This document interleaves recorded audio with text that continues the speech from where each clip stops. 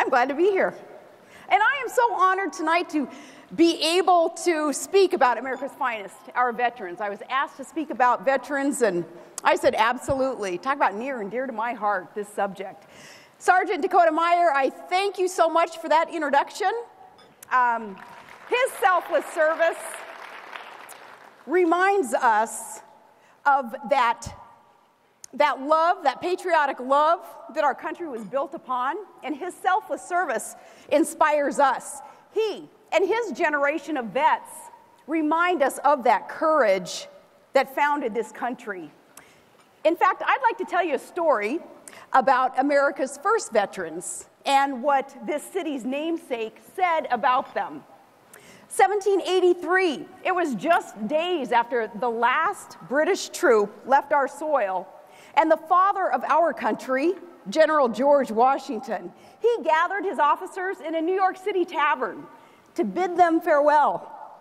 These hardened men, they had fought for years against the greatest military might in the world at that time. Against all odds, they won freedom. Freedom for themselves and freedom for every American sense. And standing before them, Washington was overcome with emotion. He was noting the sacrifices that they had made. He said, "With a heart full of love and gratitude, I now take leave of you. I most devoutly wish that your latter days may be as prosperous and happy as your former ones have been glorious and honorable." That was the wish for our first veterans, and it should be ours for every veteran that's followed. But we must ask, have we lived up to that? From then until now, there's been a long line of heroic vets, and they connect our history from George Washington to today, to Chris Kyle, millions like them.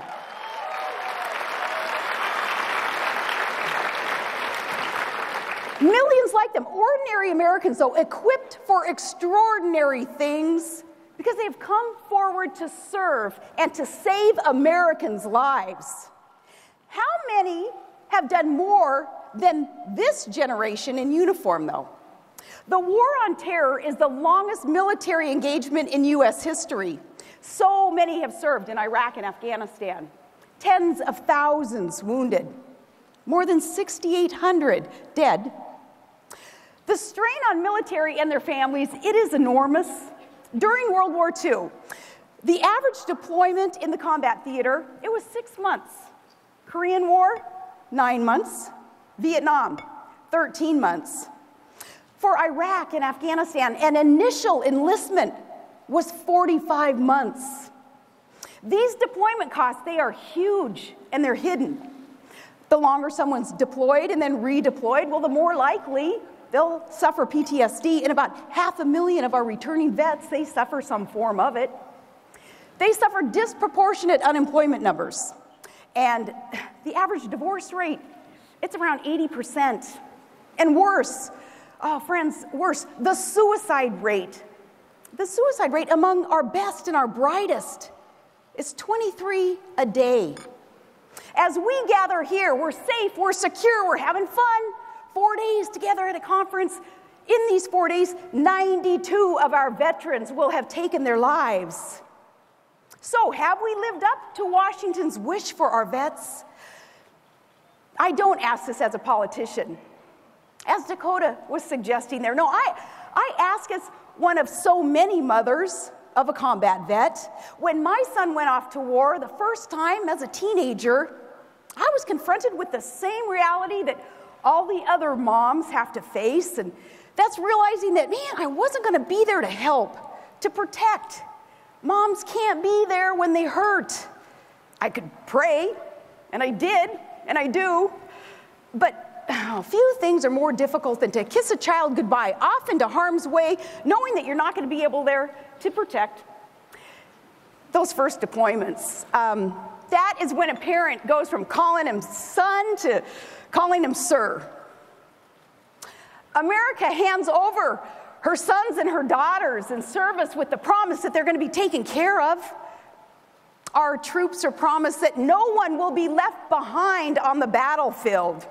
They're promised that a grateful nation will spare no expense to patch them up and bring them back to health when wounded. And now they come home wounded, too many, broken in body and spirit. Well, we, their mothers and their fathers and their husbands and their wives, we're here to collect on the promises made. We can't wait for D.C. to fix their bureaucratic blunders. This bureaucracy is killing our vets. They wait for months, they wait for years to get treatment at the VA, and they're losing hope. The VA's mistakes and those cover-ups, they have cost the lives of 500 vets in just the last 4 years, and that doesn't account for those who took their own lives in despair. We witness the way a corrupt government treats our vets. The VA, putting them on those secret waiting lists and deceiving Congress and spying on investigators who are just trying to get to the bottom of it. And don't be fooled into thinking that the problem's resolved simply because the media doesn't cover lame duck scandals anymore. Just because one guy at the top resigned, well, the problems didn't resign. The reason that you don't hear about them is because our vets don't whine. They're not wired to complain. That's why this ran under the radar for so long.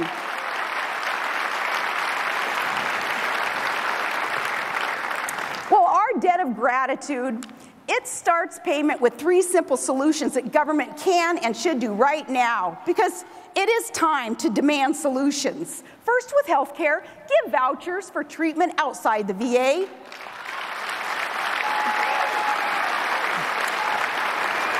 Give our vets the same freedom that they gave us. And instead of illegal aliens cutting in line, being rewarded with a handout of U.S. benefits, no, we demand that the vets are first in line.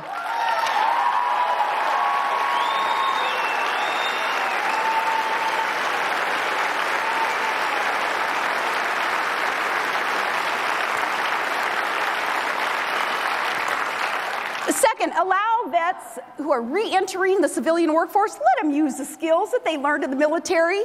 Today, say a vet with superb computer or mechanical skills. Often, they have to go backward. They have to go back and take classes to get a paper degree or paper certificate to slap on the wall that says, okay, now I'm certified in a field that they already knew. Let them test out, and their military certification can transfer over. Common sense. Yeah.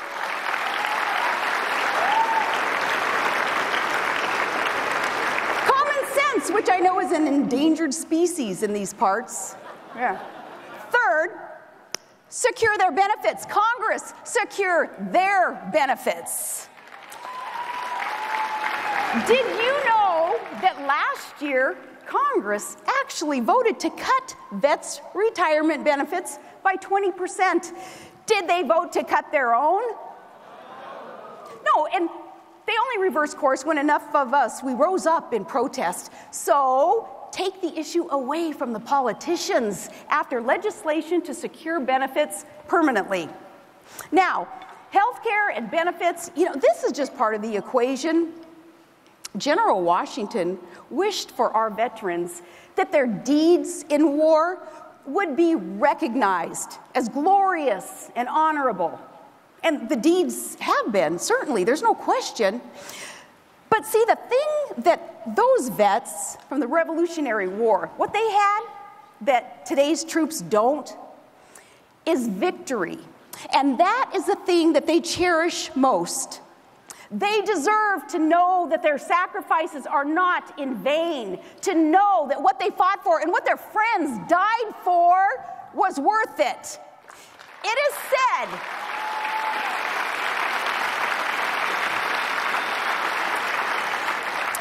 that old men declare wars and then they send the young ones to fight them. So it's the duty of he who sends them to actually make sure that we can win those wars.